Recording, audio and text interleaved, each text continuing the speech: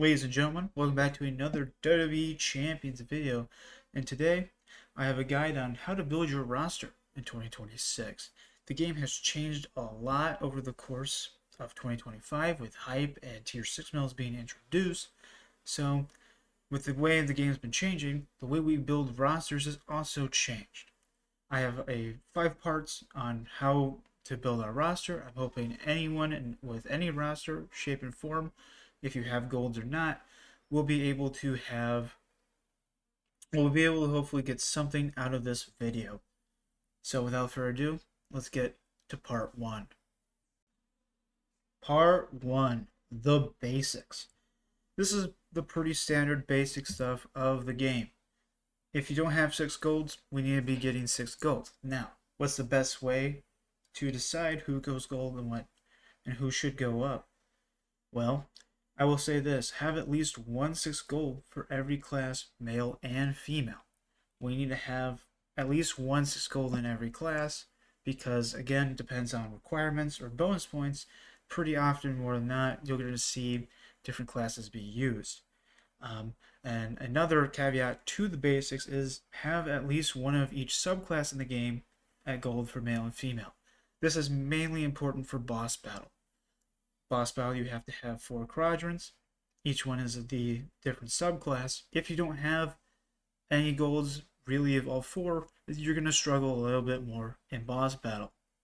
So if you don't know what subclass a character is, click on the character and look at that top right corner.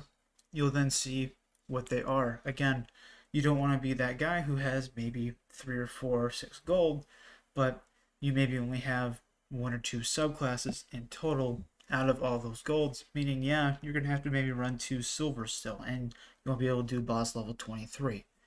This is a very important and the most basic step of how to build a roster. Is just those 2 main things. Get a gold for at least 1 gold for every class, and a subclass as well for male and female. Part 2, hype and medals, specifically tier 6 medals. Both hype and tier 6 medals were introduced last year in 2025, and they completely changed the game. Hype is super important now, really, for any character, and yeah, depending on what you have for hype and tier 6 medals, might even determine who we take 6 gold in part 1. Now, yeah, I mean, it depends on what you got. For instance, let's say, yeah, you have a character that's maybe better than another one that you have in the same class, but if that weaker one is able to win and hit and has more hype than the other, that one might be a better choice to take 6 gold. It is important that we get hype in tier 6 medals going because here's an example.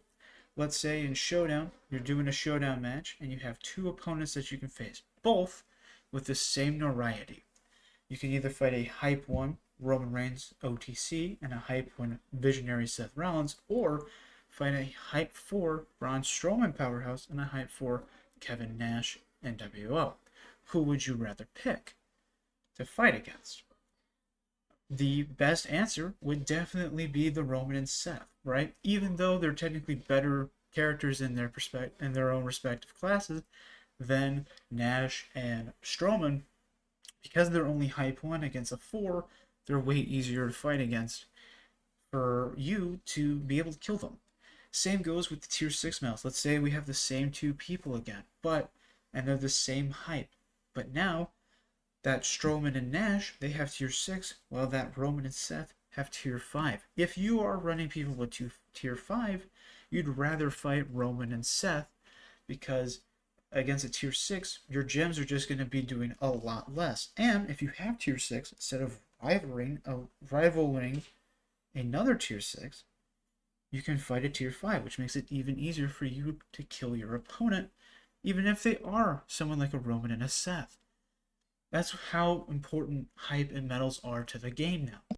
Now, a big thing too is Titan is super important for helping you build hype for characters. You have to eventually do that. Hype is such a big deal that doing Titan is going to make life a lot easier, especially when you keep building your hype up. You get to tier 2 and tier 3 people. for hype, then you can do the higher Titan levels and then get more hype and keep building your roster. Again, I personally get about 12,000 hype a day, 12,000 hype pulls a day just from Titan. Not even the speed tour. Obviously, keep doing speed tour, but again, that's how important Titan is to do. And even if you're getting character hype or characters in the pulls that you don't own, sure, you might eventually get them, and then you might build them up. I mean, you'd rather have a character that you want to use have hype than have zero hype and maybe not use them at all. This is why it's super important to do hype and medals. Medals, if you do struggle with, maybe do the armory titles as they are in there, but they've also been just coming out a lot more in events. Both are super big parts of the game now, and it's going to help your golds out a ton if you can build up your hype and medals. Even if you have to use universal hype on the ones you want to use for 6 gold, does not matter. But building those two up is going to make your life way easier in the long run. Part 3. Who's next? Well, let's say you get part 1 done and part 2 is going pretty well for you. You're getting hype into your 6 medals and you're putting them on your 6 golds to help build your roster up. But let's say, who do you do now? Well, you're going to probably get to a point when you will have this question. Once you have a 6 gold for every single class, male and female, and a subclass for male and female, who would be next? Well, there's 3 categories that I would just say for a character to go up or not. 1, a character that you got is better than the one you have at gold. Yeah, let's say you're running a character that is good, but you just got a character that's way better. Obviously, take them gold, especially if you can get some hype and stuff built on them. Maybe you don't use them right away, but as at least they're gold and ready to go for when hopefully you can start using them with tier 6 and more hype on them. Category 2 is a trainer or coach that needs to go to 35k.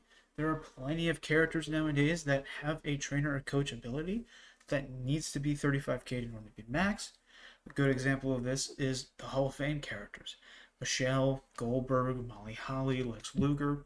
35k is going to be they have to be 35k in order to be done, but getting +2 of a certain color, 40% gem, and I don't know how much is maybe 30 or 20% health, is just a great trainer ability that you can have on really anyone, and they'll benefit your goals most likely.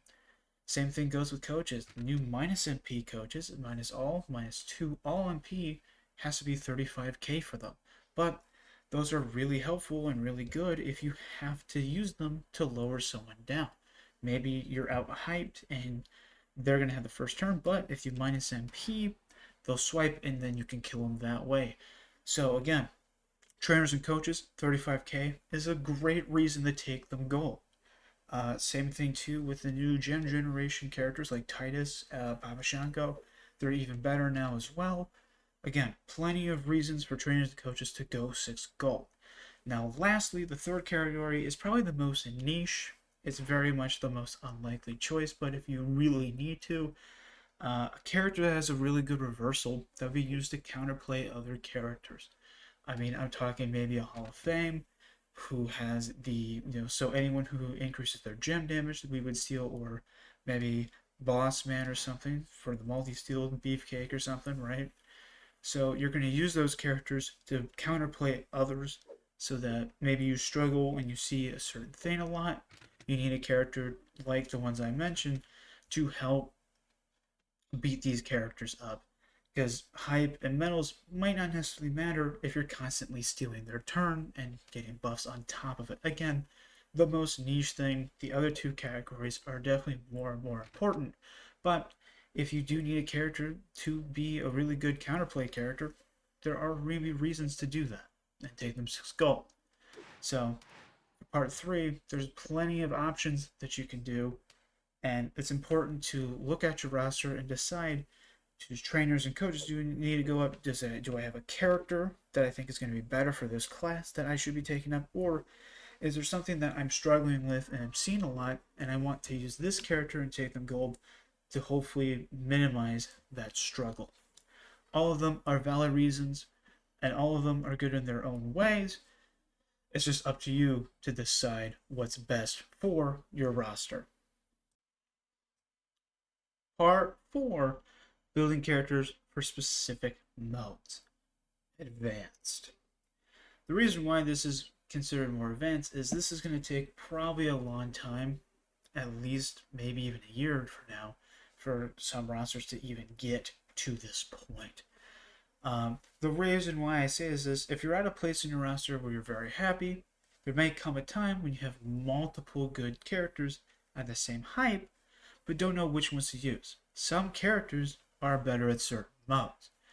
And then you might use certain characters for certain modes that you have. Now, again, some people might be like, yeah, I do have a good character that I just use all the time.